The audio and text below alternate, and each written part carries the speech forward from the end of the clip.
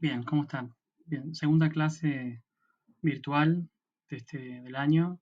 Vamos a ver cómo sale. Cambié el formato a ver si es un poco más amigable. La primera pregunta que me quería hacer para usar como disparador en esta clase, en esta segunda clase, tiene que ver con por qué usamos para analizar las teorías económicas, las teorías surgidas de Europa, esencialmente de un grupo pequeño de países de Europa como Gran Bretaña y Francia. Y hay una respuesta a eso. Lo que ocurrió fue que durante un cierto periodo de tiempo, a partir de la ocupación, de la conquista de América hasta entrados del siglo XX, podríamos decir también ahora, un conjunto de países fueron los que se adelantaron a otras regiones del mundo, a culturas más antiguas, a más complejas, más desarrolladas, incluso como la china, la egipcia o la hindú, incluso la japonesa, y establecieron su dominio económico y militar en todo el globo, desde América a Asia, convirtiendo virtuales colonias a esos pueblos y civilizaciones. En apenas 2 siglos, digamos desde la conquista a 1800, todo el mundo fue dominado por países europeos, no solamente desde el punto de vista estrictamente económico, sino que esas culturas fueron destruidas o perdidas o criminalizadas. Se perdieron idiomas, se robaron tesoros, las reliquias fueron a parar a museos y colecciones europeas. En parte, las responsables de estos hechos fueron un conjunto de ideas económicas que comenzaron a aplicarse en el siglo XVI y que supusieron una primera escuela económica, de ideas económicas pensadas desde la corona y desde el gobierno del rey. Esa primera escuela económica que vamos a ver ahora es la que se llamó mercantilismo o capitalismo comercial.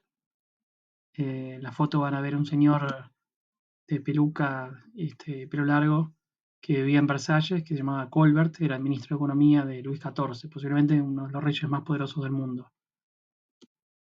Los mercantilistas, este conjunto de asesores de los reyes europeos, eh, representaron un salto adelante respecto de la concepción de la economía de origen religioso o incluso de origen feudal, de las guerras feudales, donde había aduanas cada 15 kilómetros, donde la vía estaba completamente encerrada, compartimentada, enclaustrada, como aquella imagen de Humberto Eco, de la novela El nombre de la rosa, ¿no? Donde estaban los conventos, los castillos, en los cuales había comida, había animales, había vestido y abrigo, había libros, y afuera un montón de gente analfabeta, pobre, sucia, muerta de hambre, que intentaba todo el tiempo vivir de las obras del castillo.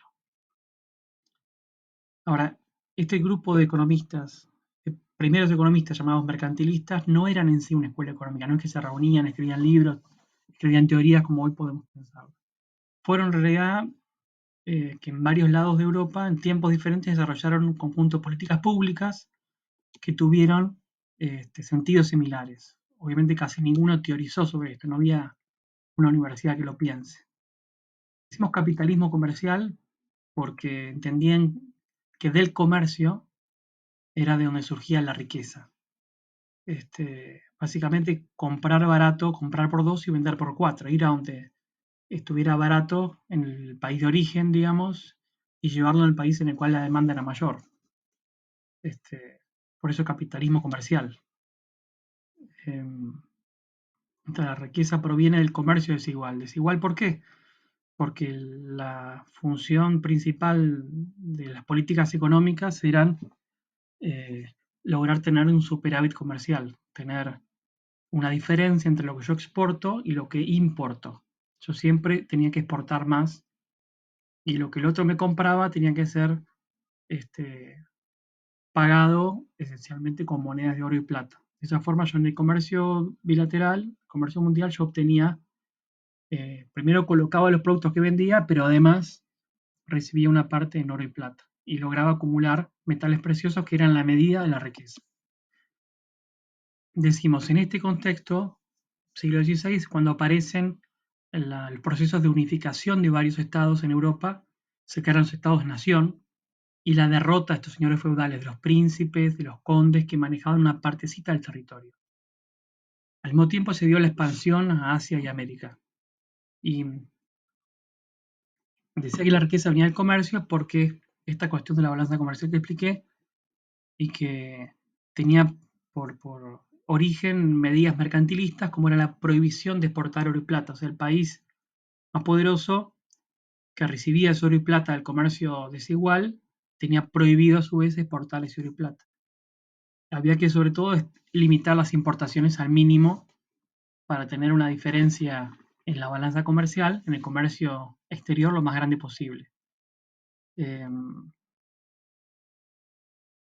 Piensen en estos términos, que en el 1600 todo, o varias generaciones de portugueses, de ingleses, de genoveses, de sevillanos, de gente de los Países Bajos, directamente cambiaron su forma de vivir y se subieron a los barcos a comerciar, a hacerse ricos y no volvieron a sus países.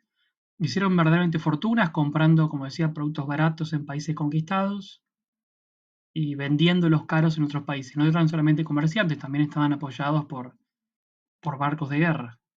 Eh, Fue un tiempo de las primeras empresas con presencia en varios países. Los reyes les daban a sus amigos, a los nobles, el monopolio del comercio en su nombre y provecho con cierta parte del mundo. Así se originaron eh, enormes cantidades de riqueza que se acumulaban en esos países y que permitió financiar las conquistas, primero militares y después comerciales. Al mismo tiempo se pusieron cambios, hubo grandes cambios en el continente europeo. Países como Francia, como dije Colbert, el ministro de Economía de Luis XIV, promovió grandes obras de infraestructura para favorecer esos intercambios, esa unificación de todo el reino. Se hicieron canales, rutas, puertos, sistemas de correo para estar comunicado. Se identificaba que la ganancia de los empresarios era una ganancia nacional y que el Estado debía ser fuerte para proteger ese comercio. Había que romper todo lo que estaba compartimentado, desplazar a la iglesia, desplazar a los señores feudales, todos sus privilegios, para unificar Francia. Lo mismo pasó en España. Si tienen la oportunidad de ver una serie sobre los reyes católicos, van a ver que estuvieron en guerra toda su vida. Este, Guerra para unificar España, para hacer que expulsar a los musulmanes del sur, para mantener a Portugal en su frontera, para controlar a los catalanes. Los mercantilistas decían asumían la riqueza como algo estático, que es el metal precioso que lo tiene uno y yo tengo que lograr sacárselo vía conquista militar, volviéndolo al otro una colonia, o el intercambio comercial siempre con un saldo favorable para mí, que me tengan que pagar en monedas de oro y plata. La relación es siempre entre dos naciones en las cuales una ganaba y la otra perdía. Por eso, digamos, es la gran época del colonialismo, porque yo puedo imponerle al otro mis condiciones. O me desbarato tus materias primas y yo te exporto el pullover ya terminado. Como el comercio no era equilibrado, había que pagar en efectivo, como dije. Siempre, en este punto, me acuerdo de cuando uno ve los símbolos patrios de las potencias europeas, y uno ve, o otras partes del mundo, como esas naciones eligen animales para representarse, para identificarse. El león británico, el águila norteamericana, siempre animales que están en la escala superior de la cadena alimenticia, siempre eh, comiéndose al resto, digamos. Así el objetivo, como decía, para el mercantilismo, para este capitalismo comercial, es siempre tener una balanza comercial favorable que permite la entrada de oro. Asimismo, promovían exportaciones diferenciales mediante un montón de mecanismos restrictivos. O sea, tenían prohibido, por ejemplo, importar productos terminados. Siempre había que, mediante aranceles y prohibiciones, importar materia prima, traer de otras partes materia prima para poder ser ellos los que producían el producto terminado. Esto, como dije, tuvo su auge en el 1600, en el 1700, y, y bueno, los abogados estábamos contentos porque todo este control por parte del Estado de lo que se podía hacer, lo que no se podía hacer, los monopolios y demás, elaborado por nosotros, porque no es que el oro venía porque sí, hacía falta toda una normativa muy específica. Y también hay que decir que ese oro no quedaba en los palacios, no es que quedaba metido en una habitación, sino que se usaba para hacer la guerra. Tanto Carlos V como Felipe II, los reyes más importantes que tuvo España y que recibieron todo el oro y plata americanos, se la gastaron en guerras para proteger su imperio, que iba desde, bueno, desde América a Europa, África y Filipinas. ¿Qué le quedaba a los más países europeos? habían llegado tarde al reparto de tierras. Bueno, esos países se dedicaron a robar los barcos españoles y portugueses a través de los famosos piratas. Piratas que, bueno, después se convirtieron en cuentos, en historias y en películas de Hollywood. Eh, Naturalmente las colonias se mantenían pobres, porque hacía falta que no produzcan básicamente nada más que materia prima, y que todo el oro y plata que pase por la colonia termine en las arcas del país colonialista. Ejemplos de estos hay un montón.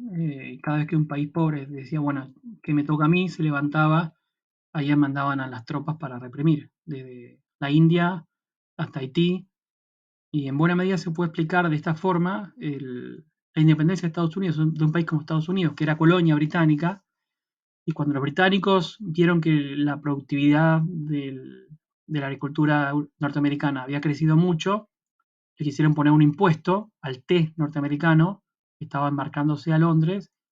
Los norteamericanos rechazan eso, piden que no se les apliquen impuestos nuevos sin que ellos lo puedan votar, sin que participen de esa decisión. Y termina todo esto generando su propia independencia. Eh, pero bueno, eso es para otro debate, pero los británicos, perdiendo su principal colonia, tienen que adaptarse a esa nueva realidad y empiezan a elaborar una forma de intercambios que no signifiquen la explotación de un país respecto de otro. También pasó algo, con el tiempo esos industriales, esos comerciantes que eh, habían logrado grandes ganancias por los permisos que le había dado el rey, permisos legales, empezaron a ver cómo había una enorme corte en Francia, enorme corte en cada país que vivían, esos nobles franceses, todo el clero que vivían del trabajo que ellos hacían, del comercio que ellos generaban. Así que de a poco empezaron eh, a pensarse como una clase y a reclamar mayores atribuciones y mayores derechos en contra de esa clase que vivía del trabajo de los demás. Piensen que en Versalles había miles de nobles que se la pasaban de fiesta, básicamente. Ahí arranca en todo caso el principio de lo que podrían ser después las ideas liberales. Para terminar con este primer fragmento, quiero decir que el mercantilismo era un sistema que se basaba en maximizar el interés del Estado, por encima de los países pobres, pero también respecto a sus comerciantes locales, del pueblo local, a que las personas que seguían siendo analfabetos, sucios, y los hacían trabajar desde chiquititos en las minas, en los campos, en todos lados, sin feriados, sin fin de semana, desde los 5 años. La población se convirtió durante el mercantilismo en mera mano de obra, en una mano de obra que servía para enriquecer el Estado. Por eso, en este periodo hubo una alta natalidad y se intentó cuidar un poco más a esa mano de obra, porque cuanto más hijos, más trabajadores, más producción para poder exportar, para poder comerciar. Eh, es un periodo en el cual Europa, por mucho, aventajó al resto de los países del mundo en el crecimiento de la población, que después sirvió también para nutrir los batallones para invadir el resto de los países. Mientras que en otra parte del mundo las pestes y demás se llevaban puesto a gran parte de la población, en Europa empezó a haber de a poco movimientos para tratar de preservar esa mano de obra que si moría frenaba el crecimiento capitalista de, de los países, concentran en el Estado. Dejamos acá y seguimos en el segundo fragmento.